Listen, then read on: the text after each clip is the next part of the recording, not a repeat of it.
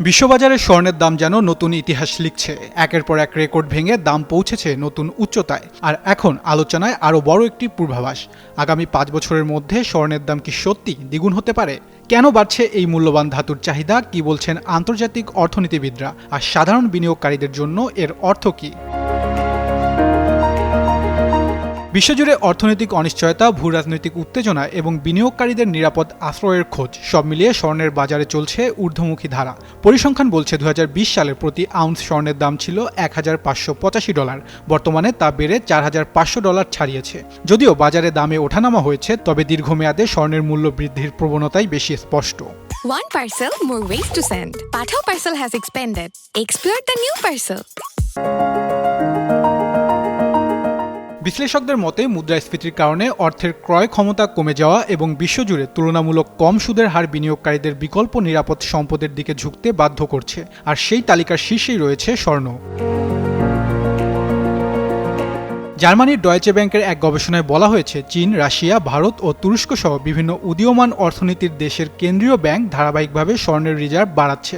গবেষণাটির পূর্বাভাস অনুযায়ী এই প্রবণতা অব্যাহত থাকলে 2031 সালের মধ্যে প্রতি আউন্স স্বর্ণের দাম $8,000 পৌঁছাতে পারে, যা বর্তমান দামের প্রায় দ্বিগুণ। তবে শুধু কেন্দ্রীয় ব্যাংকই নয়, স্বর্ণের বাজারে যোগ হয়েছে নতুন ধরনের বিনিয়োগকারীও। জার্মানির LBBW ব্যাংকের বিশ্লেষক ফ্রাঙ্ক শালেনবার্গারের মতে, ক্রিপ্টোকারেন্সিতে বিনিয়োগকারীরা এখন ঝুঁকি কমাতে তাদের পোর্টফোলিওতে স্বর্ণ যুক্ত করছেন। পাশাপাশি সুদের হার কমার প্রত্যাশা এবং ডলারের দুর্বল অবস্থানও স্বর্ণের চাহিদা বাড়াচ্ছে। ডয়েচে ব্যাংকের মূল্যবান ধাতু বিষয়ক বিশ্লেষক মাইকেল হুসে মনে করেন, বর্তমান স্বর্ণের বাজারে সবচেয়ে বড় ক্রেতা কেন্দ্রীয় ব্যাংকগুলো।